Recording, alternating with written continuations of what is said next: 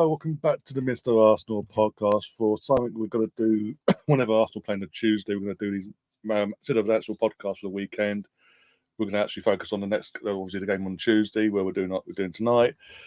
But obviously normal podcast will resume midweek with Ange. But as you can see, I am joined by James over in Holland.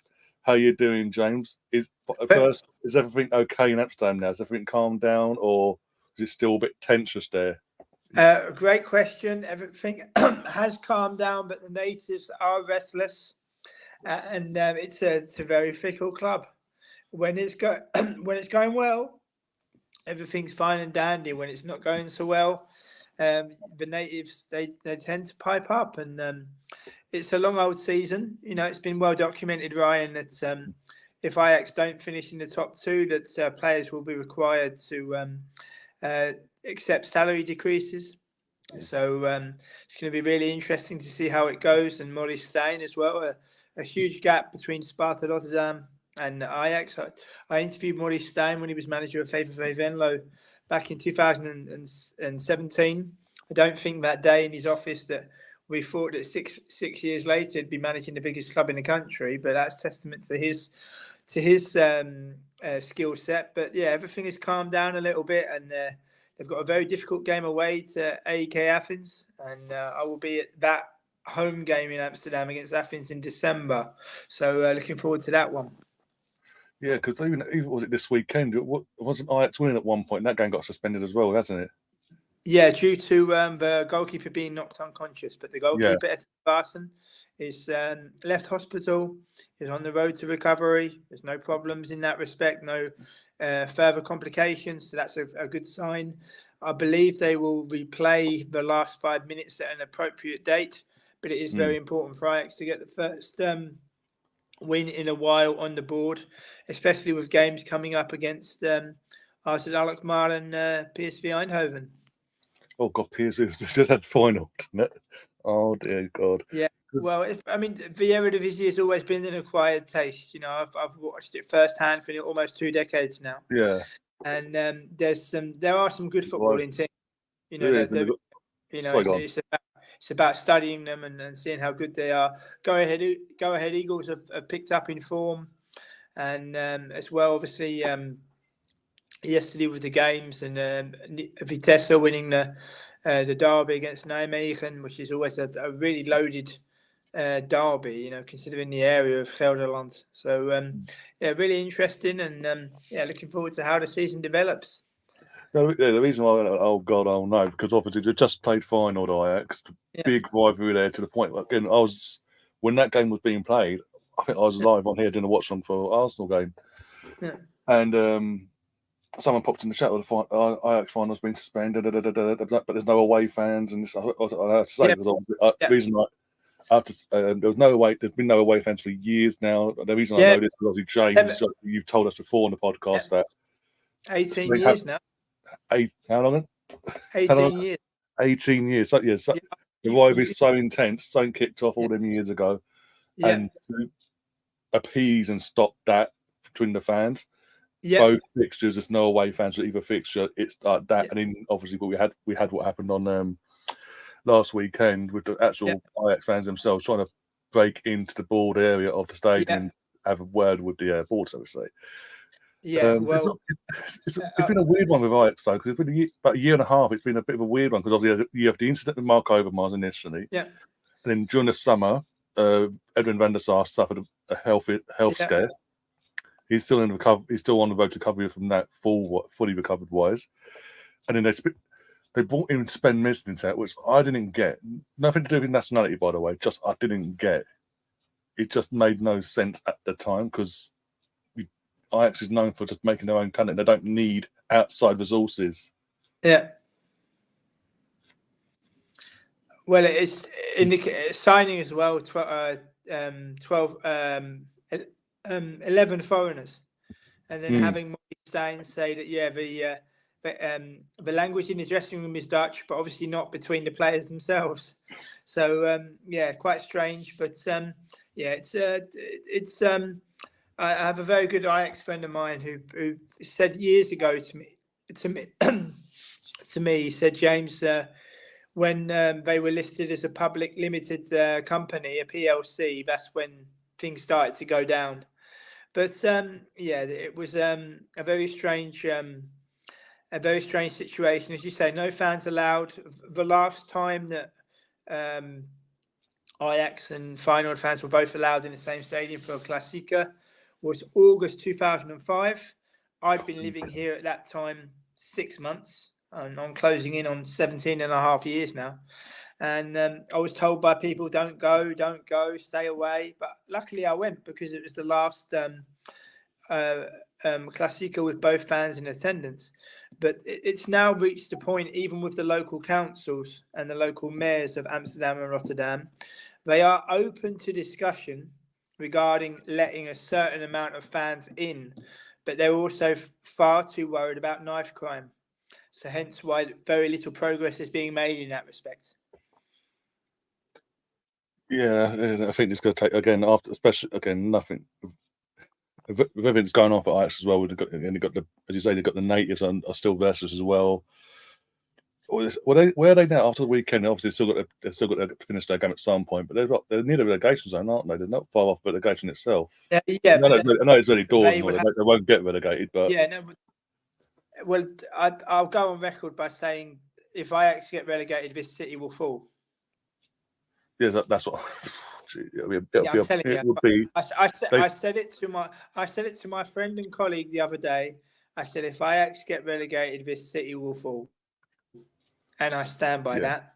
I've got to agree, because Ajax is an institute of Holland and national Dutch football. Yeah, really, you can't. Yeah, and then obviously with young Ajax being in the what they call the KKD competitie, translates as Kitchen Champions Division regarding the sponsor.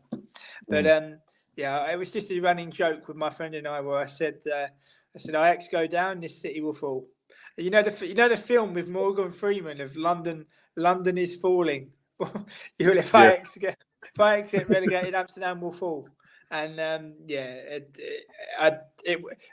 you can only imagine what those scenes would be like. It would be literally like, physically, the end of the world. Physically, it would be like the Night of the Living Dead and the zombie films all rolled into one. And but as I say, I think they'll go on to have a season where they finish potentially top 6, maybe.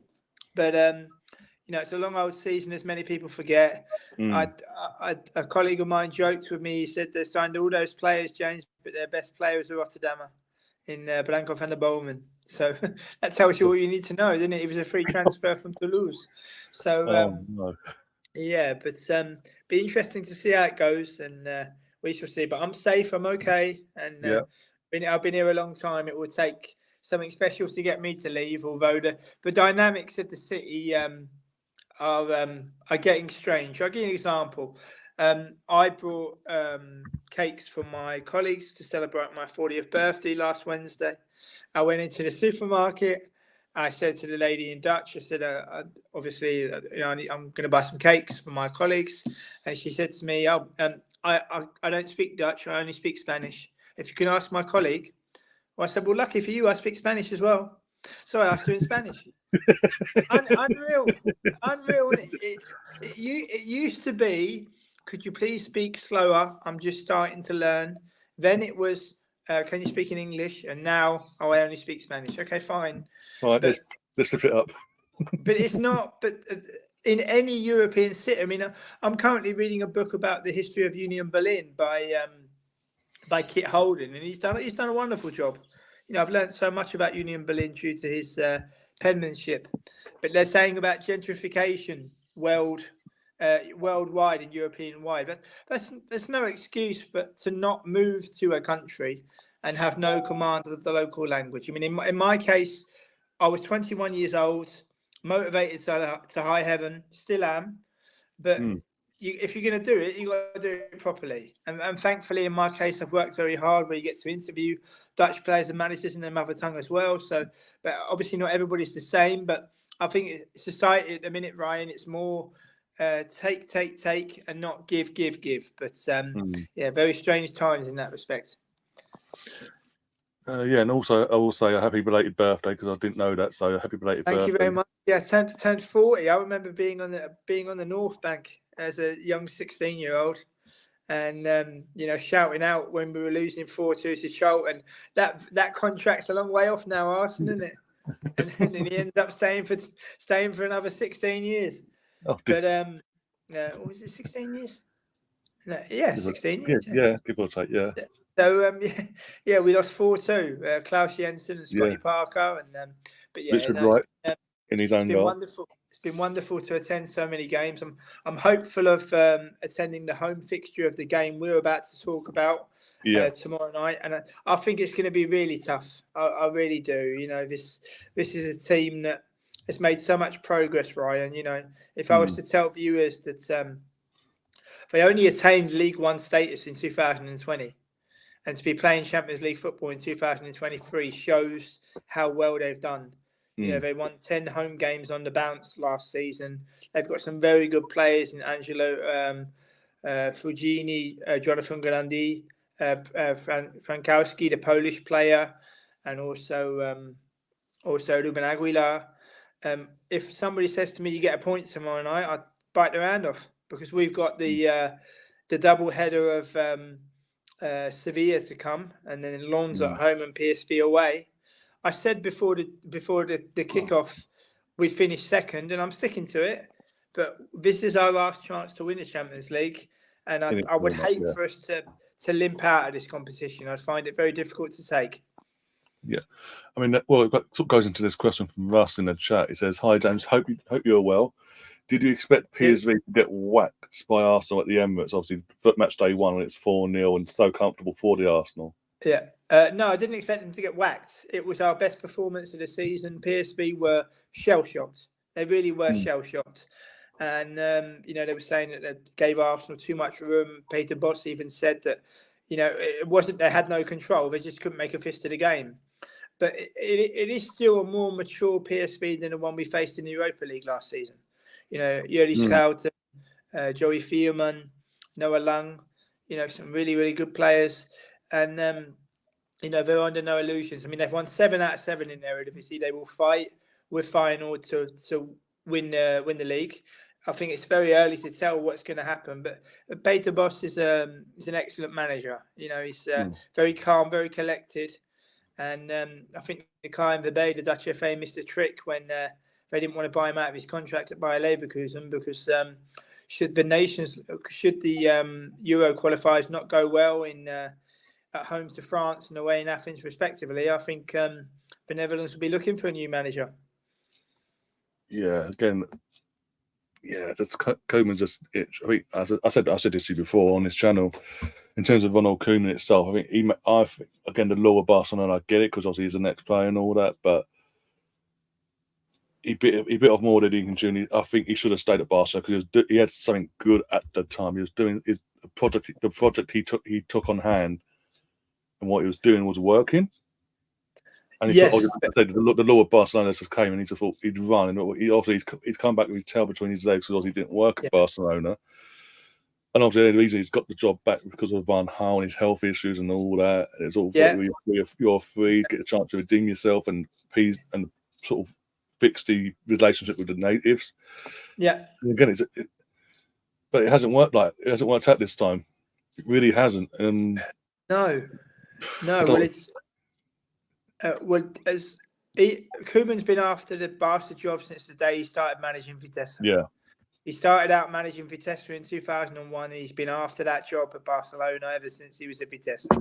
He had to have it, to put in a clause in your contract with the Dutch FA that if Barca come, I can leave. Just because you played for the club and you played in a different time, and he was on a Dutch talk show where he was saying, when he got beat by the Madrid clubs in particular, they really stuck the boot into him. But he's also a strange character. I'm sure that people watching tonight will remember Michael Ball, who played for Manchester City and Everton, and also for PSV. I was fortunate enough to interview Michael, and he told me that when he arrived at PSV, he was told by his surgeon that if you train on AstroTurf, you are risking your career. So he relayed the information to Ronald Koeman. Koeman couldn't believe him, and I wouldn't say didn't believe him, but couldn't understand him. I'm not talking about language. I'm talking about where Michael was coming from, where he's coming from a position of, I need to save my career. So Koeman banished him from the first team. He had to train alone. He got more support from Jan Wouters, who elder viewers might remember as the guy that smashed Gazza's elbow in the World Cup qualifiers in 1993. And so Koeman's got a bit of a nasty streak in him. And, I just think at the minute he doesn't know what his best team is. And I think that's quite concerning. Mark Flecken, doing really well at Brentford. I was fortunate to interview him when he was in the third division of the Bundesliga with Dalsberg. So just goes to show how well he's done. I think Brentford have got great value for money. But he needs to start coming with his best 11. And he needs to start playing it regularly. Like, for example, Dumfries. Matthijs de Ligt hardly gets a look in, which is very, very strange. And, a back four, for example, of Flecken, Dumfries, de Ligt, Van Dijk, and Nathan Ake would appear to be a lot more assured. And Martin de Roon gets such a bad rep, but he's a very good footballer. I think people forget from his time at Middlesbrough, just come a little bit too soon for him. But it doesn't legislate for Middlesbrough having Stuani and who's still banging in the goals for Girona, even now, and Martin de Roon on the bench. It's no wonder they got relegated. If your best players are fit, surely they got to play. But be interesting to see how it goes. And I'll be surprised if they win both games in particular. Then it could go down to the final round of games. And it'll be very interesting to see what will happen. Yeah, I mean, going back to tomorrow's game, we've got a question from Craig, which I was going to ask anyway, but he's asking, would you not play Saka and Rice for tomorrow's game and save him for Man City game? Rice, I'll play him. He didn't seem injured or nothing on Saturday, where Saka, I think I said this on Saturday, the way he got up and went off, I personally would give him tomorrow, like have him off tomorrow. Don't even have him travel. Don't even make him travel. Literally, leave him at London Colney. Let him do his training, light training and whatever. Make sure he doesn't get any knocks in training and whatever. Save him for Sunday, because it'll be all well and good taking him, and obviously it's match day 2. I understand he'd want to play. But if he picks up the knock, and then come Sunday, we've got a big game, and then we've got to play Reece Nelson, who hasn't had many minutes anyway going into that game. You're in a hiding from Rodri or no Rodri, De Bruyne or no De Bruyne. You're in for a hiding to nothing then, that side of things. So I personally, myself, with Saka, just leave him at home today, and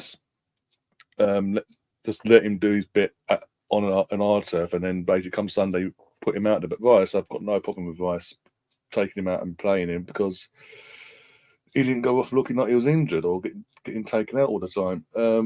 What about yourself, Dave? Would you take Saka and Rice today? Obviously, they would have arrived by now. So would you have took him yourself?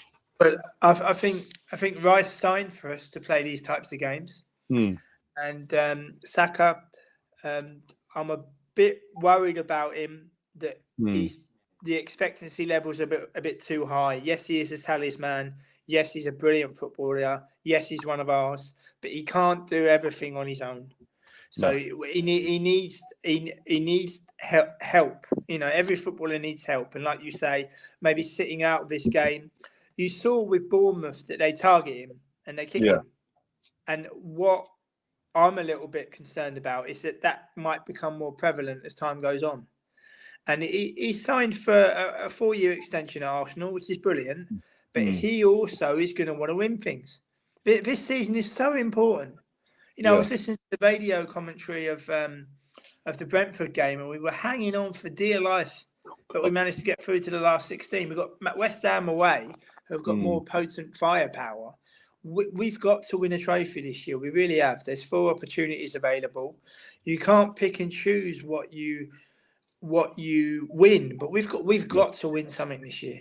I will go on record once again and say with Arteta, you can dress it up as much as you want. No trophy, no job.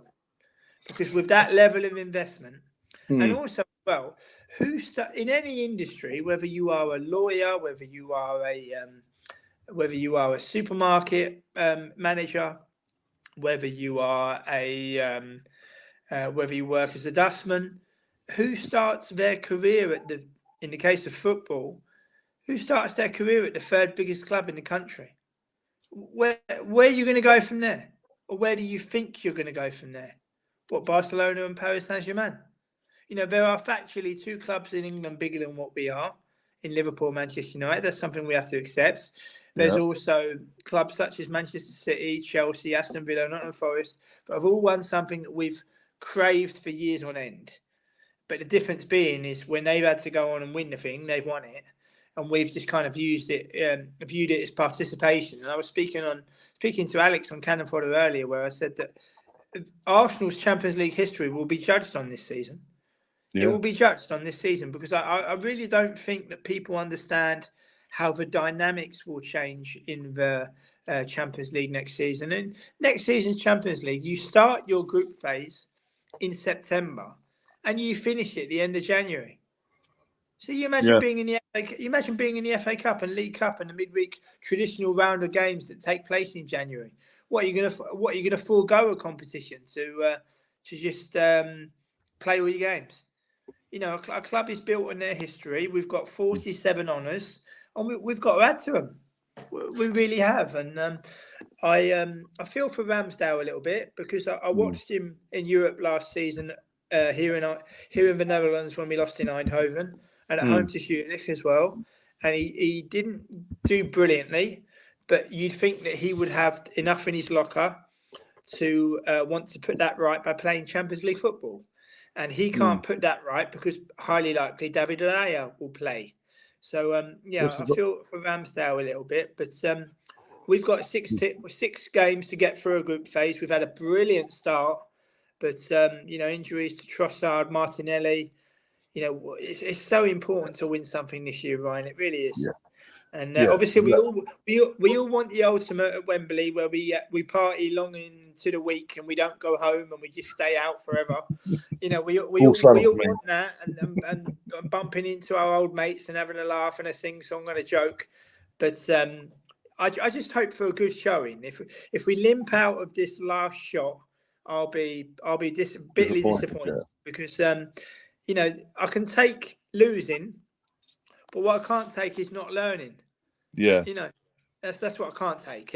And like, it's as if participation is the most important thing. I mean, we've been at European matches. We've been at domestic matches. We've done an awful lot. And it's as if now, unless it's Barcelona, Bayern Munich or Real Madrid, nobody's interested. But I can't see Real Madrid winning this Champions League. No. I can't see Barcelona winning it.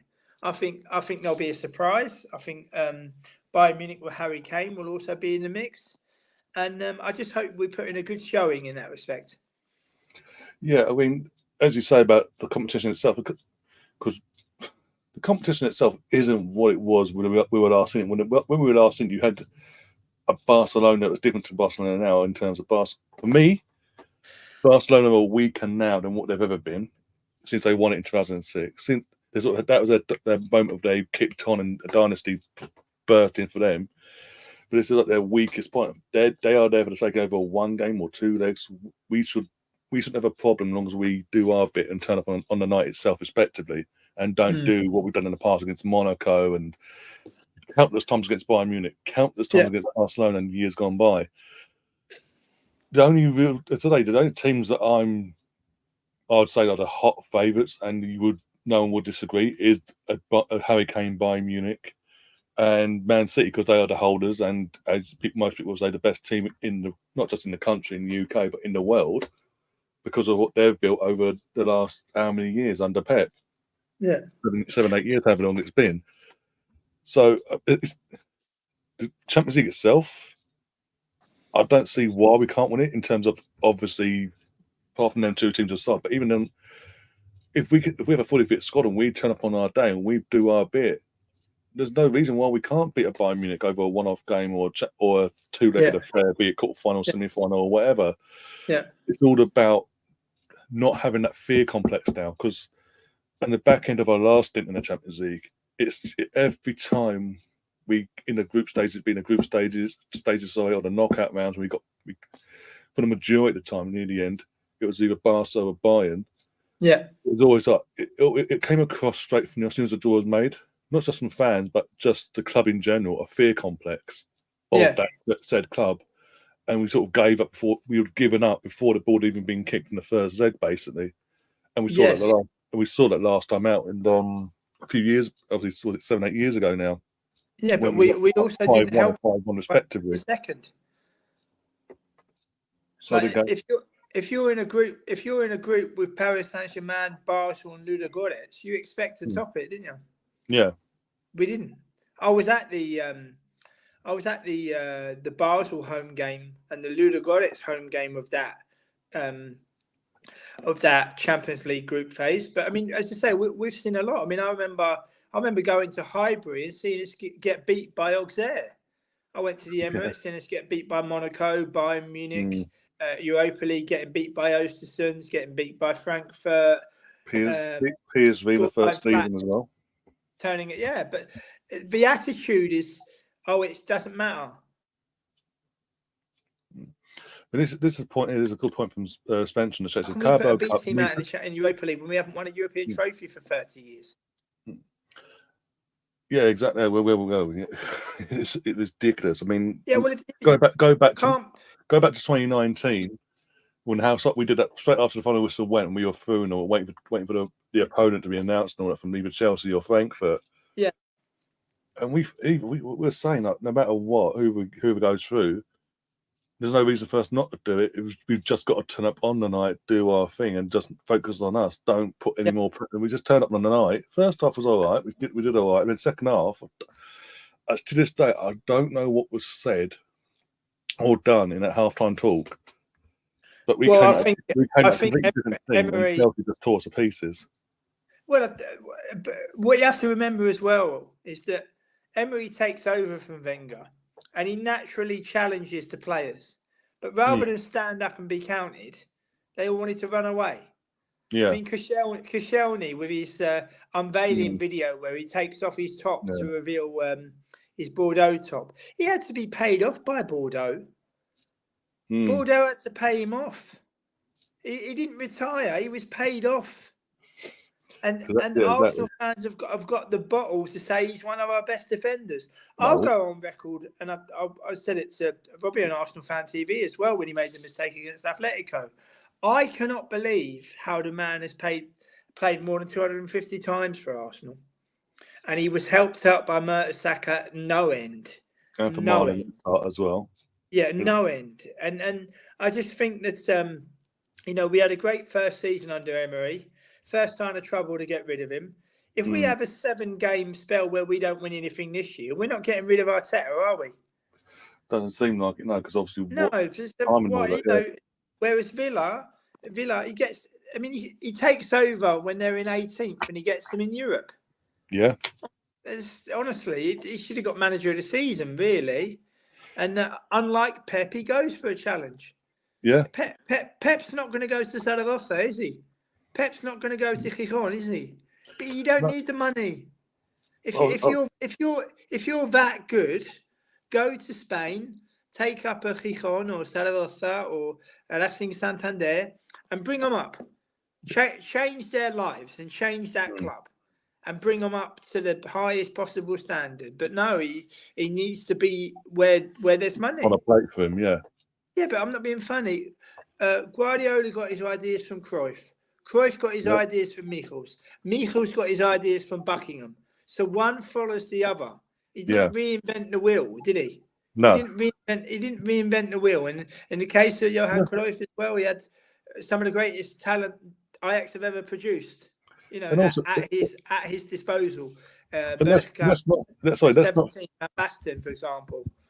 Sorry about that. Let's not forget he took over a good team from Frank Rijkaard. Yeah. So Frank Rijkaard really, as I say, going back to 2006, Yeah. He built the platform in the first place, Yeah. won that Champions League, and what was it, 2 seasons later, he obviously bought a company, and then Pep was brought in to then add ease it or whatever, and just can't continue the good work, but add a bit of this and that, the other, bring in Henry and off you go, sort of thing. Yeah. And you had a young Lionel Messi, Ronaldinho, something like that. I mean, that sort of helps when you inherit a fantastic team like that, just in attack alone, let alone a young Iniesta, Xavi, a leader like Puyol and Victor Valdez and things like that. It sort of helps. And I was on a Twitter space a couple of nights ago, and someone actually said that Pep's actually said, in terms of Bielsa, one of the guys one of the managers he looks up to in his career, is he respects Bielsa for what he did with Leeds, and in terms of when he came to Leeds and in the Championship and did the job he did of getting back to the Premier League and all that, and admits he could never do that. That says it all. Like you just said, he just wants the handout. He wants from the get-go. He expects everything to go to a club with everything on the plate for him. Yeah. Whereas unlimited funds, like we've seen in Man City, Yeah. the Bayern Munich dynasty that was there, he didn't do anything. Barcelona he didn't do anything. As well. Barcelona as well. He didn't do anything fantastic at Bayern Munich. He's just done what every other manager does in Germany, pretty much, and wins the league and the cups, basically. Because they're so ruthless, they wanted the Champions League. And you make a great point about Bielsa. Guardiola went to Argentina to literally ask Bielsa, can I become a manager? Do you think I've got it in me? What would he have done if Bielsa would have said, no, you haven't? No, you're probably useless. Get out of there. You haven't got it. Would he have listened to him? You know, I know it's like quite romantic, and with managers in this day and age, and all this over reliance on statistics. I mean, it's just becoming too much now. I mean, if that happens in company life, what are you going to do? Anybody in their job, you know, they might love their job as a dustman. They might love their job as a supermarket manager. And then you've got people coming in with all these stats. You know, they cloud, like, you got to leave a little bit open to your intuition. A little bit. You got to leave a little bit open. So be interesting to see how it goes. But I just think in this day and age that it's I think it's a perfect storm, really. You got a current generation of players that can't take criticism. And you know, if they get left out, they throw a paddy. You've got football coverage where they're covering the player, they're not covering the opponents. Like, for example, Messi was injured in the MLS, so let's not cover that game. What? Because he's injured, basically, is he? Yeah. What about if you find a really good player who plays for Houston Dynamo that nobody knows of? I've been championing Benjamin Borigio at Rennes for the last 4 years since I saw him play against us. Last night, he gives the assist that gets the opening penalty for Rennes, scores the opening penalty. Rennes have got some brilliant footballers, and they are I managed to get them at 40-1 to win the Europa League. I stuck €10 on it. I did Bayern Munich to win the Champions League. I did Rennes to win the Europa League, and I've done Villa to win the Conference League. I might get it right, but you know, we'll just see how it goes. But Rennes have got some great players, and be interesting to see what will happen. But I think tomorrow is going to be really tough, and my prediction is a 1-1 draw, Ryan. Okay, but obviously, as I was saying before, Spencer's put a comment in the chat. The Carabao Cup needs to be the focus based on, because this is obviously the first one you can win of the season and all that. So I understand where he's coming from. I agree with that. I think that's good. The winning culture, and then push on for the Champions League, FA Cup, and League. I think that's very good. I do. I think that's very, very good. So, Ferguson, but we've got to win something. We really have. If we end up trophyless with this level of investment, I mean, part of me winces when you've got. I'm all for equality. I'm all for fair play, but then you've got. We're releasing a women's kit designed by Stella McCartney. We're a football club. We're a football club. We're not a fashion club. I know. What is 4 kits released and they're priced at £80 a pop? And that's just that's the replica. That's the cheap version, not the actual what the players wear nowadays, because they do that as well now. Yeah, but people don't have to buy them. I mean, in my bookcase, I've got 19 binders, a chock-a-block with all my games through the years. They mean more to me than any shirt I've got. because like when we last physically met up at Forest last October, we had a right laugh after the game. Instead of hanging around, walking to Arsenal Tube, getting the tube back, everything's all right, and that's your memories, isn't it? That's your memories. So it's just very much the sign of the times. And if we don't win anything this season, I expect Arteta to be released of his duties. Has to roll, yeah. Gary is saying Arsenal can't. He rectifies his comment later. Can't take for granted any trophy they are competing for. For example, the League Cup. You can't pick. Yeah. No, but we're not saying pick. We're just saying compete. Do your best to win. Exactly. You can't pick and choose what you win, but to have with this level of investment 4 barren years with his own players. His own players. With Unai Emery's players. But so you've had 4 years of your own players, and you don't win nothing. I think Steve Round. I think he was a bit underrated. Stauffenberg has obviously, tried his hand at management. It didn't quite work out for him in Belgium, but I think they met on the coaching course. But it can't be that you meet someone on a course and all of a sudden they're your number 2. I mean, we all have courses work related, but we don't bring the other person we meet on a day's course to our place of work and say, here, mate, do you want another job? Do you want to come with me? But it's a long old season. I mean, with Brentford, Ryan, if that game would have gone on for 10 minutes longer, good night Vienna. We were clinging on for dear life. So me and Liam were watching that game. We were trying to watch that game anyway, because obviously in the UK, unless Sky pick your team for the Carabao Cup, you've got to search high and low in the Carabao Cup. I've enjoyed. I've been listening to the commentary on the Arsenal player, and I've enjoyed that. But what I find ridiculous, they've got all these influencers and fans that are Arsenal fans. I've never heard of a single one of them. God knows who, yeah. Big Dubs or Big Dog or Chunks. Rasket C. Or I'm just making names up now, but you can get my point. I can understand Adrian Clark, but you've got like Perry Groves on TalkSport. I've interviewed Alan Smith, Mickey Thomas, Anders Limpar, Paul Merson, Winterburn, Mark Flatz, Ian Selly. Surely you can. Nigel Winterburn, Kevin Campbell. You've got players you can dive into. We spoke to him before. Adrian Clark does a great job. He does really well, and long may he continue. But also as well, instead of like Rasket C and Nunchucks M Dubs or whatever, why not have someone that actually wore the shirt? Exactly. I mean, what was it? Since over the weekend, it was Sky. They put this video out basically, and they did their own filming. But there's this so-called Arsenal fan called Chunks. He's a YouTuber, whatever. Says to be an Arsenal fan. So basically, but Sky got him obviously tickets to the Northland Derby. Did some content for him. We just finished 2-2, right? In a disappointing Northland Derby second half and all that. He, in his infinite wisdom, on camera goes, for the content, goes up to Son, you're my mate, you're out, Mark, how you doing? All being paddy waddy with a Tottenham player. Yeah.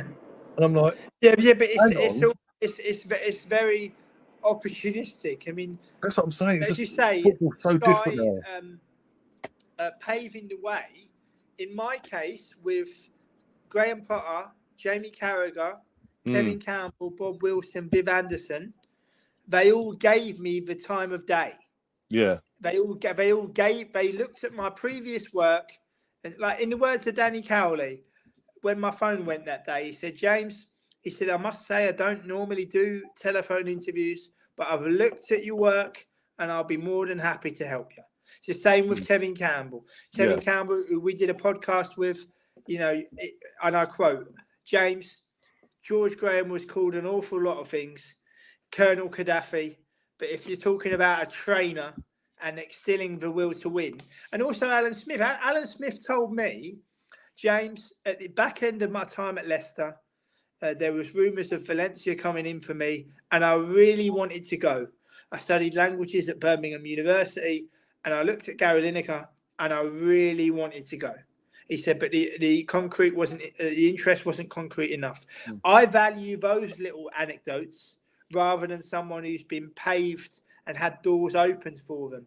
Yeah. And also those players, players also know if you don't know what you're talking about, they will suss you out, content creator or no content creator.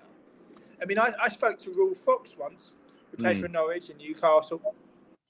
And he said to me, James, I asked him about Montserrat. And he started chuckling. He said, James, do you know you're the first person to ever ask me about that? He said, when I woke up this morning, never in a million years did I think you were going to ask me about that. But I tailor-made my interviews. You tailor-make them to the person. Like if I was interviewing you, for example, you tailor-make them. But what it is now, I mean, like BBC, for example, they've turned me down 5 times. But I will openly admit to people who watch me on your channel and on Cannon Fodder, because they're the only 2 that I do these days. If you apply for the BBC, when you have to answer a question like, when you were 14, did your mother or your father have a university diploma? And you have to answer yes or no. Or you have to answer, are you a Protestant? Are you a Catholic? What's that got to do with being a football writer? Wow. But it's absolutely true. And then I had, do you remember that fan experience that was on? Now, the boss, the editor of that rang me up. The editor of that rang me up and said, James, we're looking for a specific fan. Do you know anybody? And I said, so you don't want to know about the correct pronunciation of players. You don't want to know about history of clubs and players. No, we just want the fan experience. But what they're projecting, it's not real, is it? No. So they're also complicit in it. And as I say, it might sound like sour grapes from my point of view, but I remember speaking to someone from the BBC, and they said the following to me. This is a true conversation. James, we sometimes do round tables with the then Dutch national team manager Frank de Boer, but I can't get a lot out of him. And I said, my response to him was, is that because you can't speak Dutch? He said, yes. I said, well, if you ask someone who can, a la me, who's got experience of interviewing Dutch players and managers in their mother tongue, I might be able to get a lot more out of him. But some people seem to think, oh, you're coming after my job. I'm not coming after your job. I live in Amsterdam. What I'm trying to do is get into that world. I had one interview with Charlton Athletic. I'm grateful for that. I didn't quite make it, but I'm grateful for the experience. But you now see, I mean, we've been chatting for about, more than 5 years, Ryan, me and you? Yeah, since Unai came in, basically. That summer he came in. Neither of us are concerned with image. It's about it's having a chat with your mate about football. It's having a chat with your mate about Arsenal. Neither of us are concerned about image. But if you go on LinkedIn now, the amount of image involved with things, honestly, it's frightening the life out of you. Oh no, it is ridiculous, and yeah, I mean, we've got commenters coming now from Spencer against those. Media is about views, not nowadays, not facts. AFT, for example, I know you've done stuff with Robbie before. Yeah, but I haven't spoken to him since I know, I'm just putting that out there. Norwich away in 2019. As I say, we haven't had any problems, but it's just commitment from both ends. Yeah, exactly. Just, I was always, my interviews were always well received. I didn't need to have my name in brackets and stuff. I was also writing for the secret footballer back then, and I don't know who the secret footballer is. And you've got so many names linked with it that I didn't want to go in front of a camera, talk about Arsenal, and people band around all the different names under the sun, hoping to get like a reaction, thinking, oh, if you look at his face, it might be him. I have no idea. Because when you deal with a publisher, you deal with more than one person. You don't deal with just one specific person, you know. So, but it's been great to catch up tonight, pal. Really enjoyed it, and look forward to speaking ahead of the Sevilla game. yeah, just obviously you're talking about the BBC and all that before we go, and I want to get your thoughts on Ten Hag as well in a second as well, just before we go. Yeah, no But problem. a couple of weeks ago, Dan Walker, formerly of the BBC, used to work on Football Focus in the UK for about a good few years or so, whatever. He then stepped down. Alex Scott took over for about two seasons now. But I think this is our third season since he's took over. And he on social media basically took a dig at Football Focus, i.e., and then inadvertently directly at her. And in the second, she obviously, even though he didn't tag her in it, she's then obviously seen it. She's gone under in the comments, gone, "Oh, really? Oh no, nothing to do with you." But he was. If you read between the lines, he was digging out. Yeah, it's not. Just like, seriously, are you that bitter and twisted that because a woman's took over your job, or but you haven't got that job anymore? Also as well, Ryan, I'm all for diversity, I'm all for equality, but when you've got like influencers on Sky Sports that pee their pants when they speak, when they speak to a professional, they pee their pants. Well, I spoke to 409, I didn't pee my pants. You treat everybody like a human being. The only thing you adjust is what language you're speaking in. That's the only thing you adjust. But again, what they're trying to do is some YouTubers and influencers have so much followers, they're hoping that they follow them to Sky Sports. But I mean, how different would the world be if YouTube wasn't monetized? You know, and if YouTube wasn't monetized, you couldn't be a YouTuber. Well, I'm not talking about you, but there couldn't be YouTubers, could there? No. They wouldn't make anything out of it. There wouldn't be anything to gain from it, sort of thing. That's what they go exactly. They can rein that in. I mean, I've had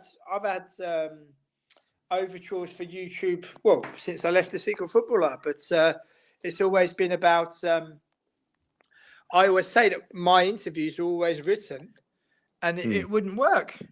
And people go, how'd you work that out? I said it wouldn't work. I said, first and foremost, you're speaking to the player and you're giving him the time of day and you're making sure that they feel comfortable. And I might have a brain the size of Canada in terms of football knowledge, but I don't know everything.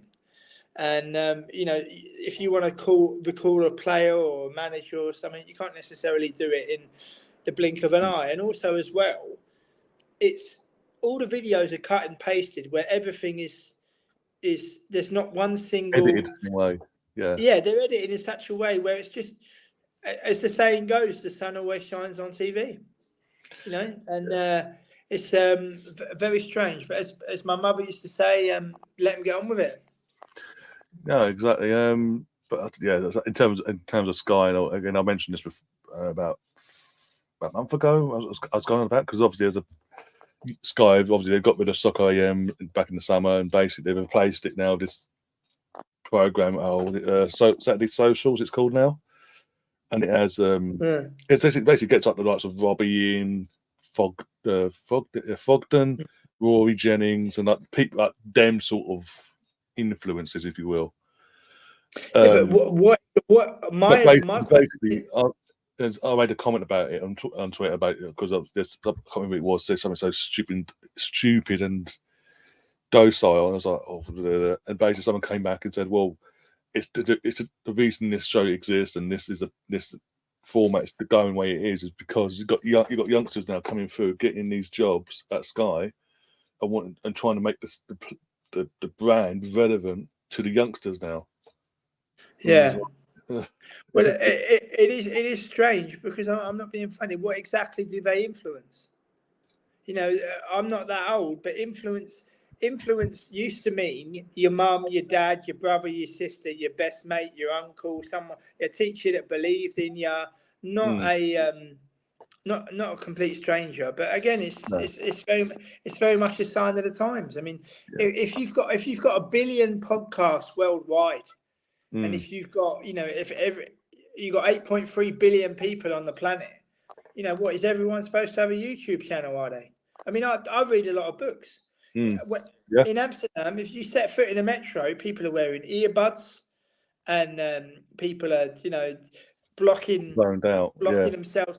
I mean, I read, so I can hear what people say. If you want to ask me something, I'm only reading a book. You just got to say, "Oh, excuse me," but just very much. It's very much a sign of the times, but Yeah, But I mean, I think the next generation will get inside the phone. But I'm not religious or anything, Ryan. But we can't take anything with us. We leave everything behind. No, exactly. But yeah, as I say before we go, what do I ask you about? Obviously, the situation with Ten Hag. We obviously had this conversation last year when he was hired by Manchester United. He said, obviously, first season, like always, of other Ajax, and his previous job, his first season is always the breaking season. He has a bit of a wobble. Yeah, always a slow burner. Yeah, and I think from second season on, it sort of kicks on. But this one, it hasn't really. There's so much going on at United. Be it the ownership's takeover, who the owner is, basically. They're staying or they're going. They're staying or they're going. All Sunday, he's had all that to deal with. He then publicly strips Maguire of the captaincy, but then can't get rid of him at the door completely to West Ham or whoever. Is then publicly recently, after losing to Arsenal, thrown Sancho under the bus, and then Sancho's fought back, and then there's a to and fro in there. There's a Mason Greenwood situation he's had to deal with since he walked through the door. They're still ongoing. And then you add into the equation that Anthony, someone he obviously from Ajax, he spent a lot of money on, and said that he's one of my players when he first came in. I want to bring him in £90 million, and there's a situation there. But then it's now because he's been cooperative with the authorities, so it's saying Manchester and Brazil respectively. Ten Hag's going, he's back until further notice. He's back in the fold. He's back training. He's travelling out. Well, I think they're at home this week against Galatasaray.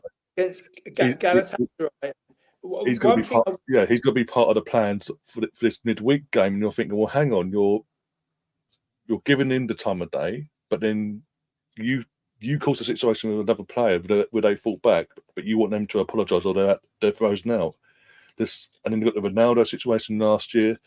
It just doesn't seem to be working. There's too many noises. There's too many. Again, what we saw under Mourinho, what we saw with Van Gaal, ironically, actually, Ralph Hasenhüttl mentioned before, he got outed completely by the club. This club needs open heart surgery. It needs a complete gutting and refixing. Basically, it's not a matter of new manager. Everything's okay.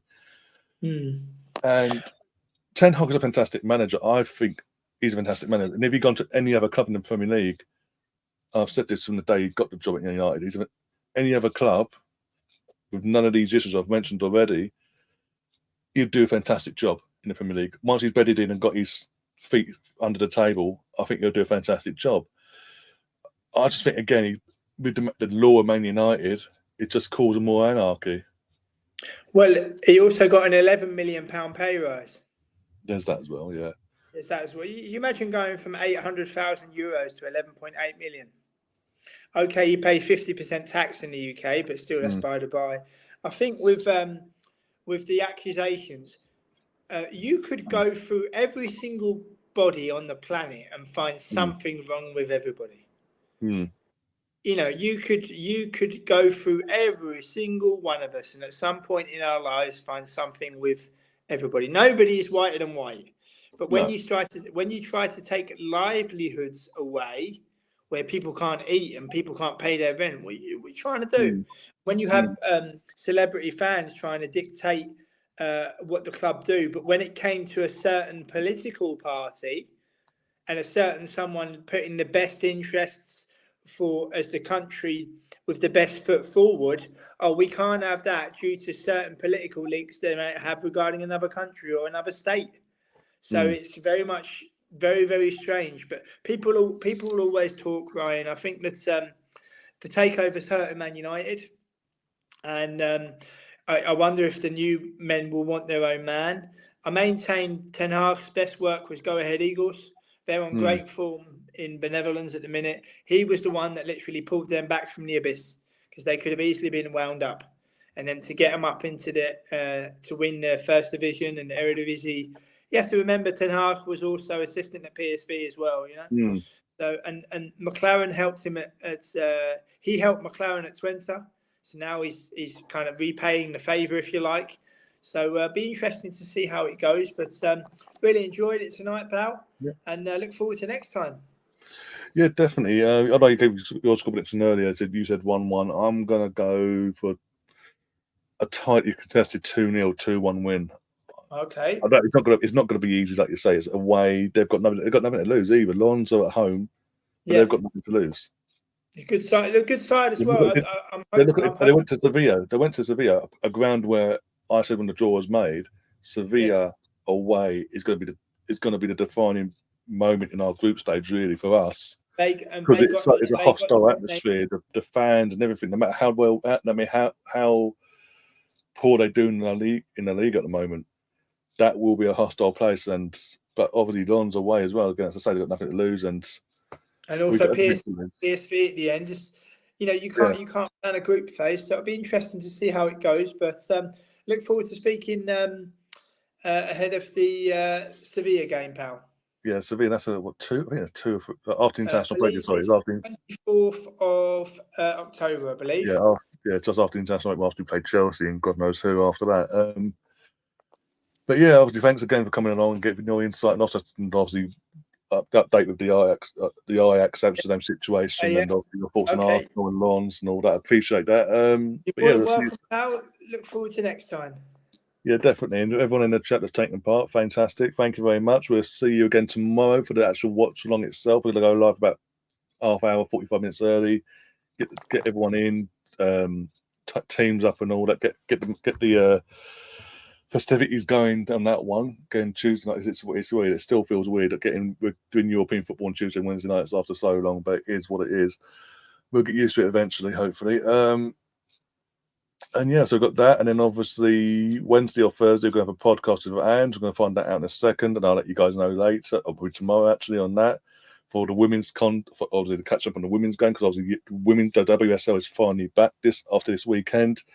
Not the best of starts as we thought, but we kick on, we move on. And then on Friday, we play again. Match day 2 starts for the WSL, and it's Manchester United away Friday night, 7:30 kickoff. So I'll be doing a watch long for that as well, and then all the other usual stuff over the weekend. But yeah, keep an eye out for all that. And the audio for this, again, as always, will be up in about half hour's time. On all. If you missed anything, you can listen to it back on the go, about half hour's time, give or take.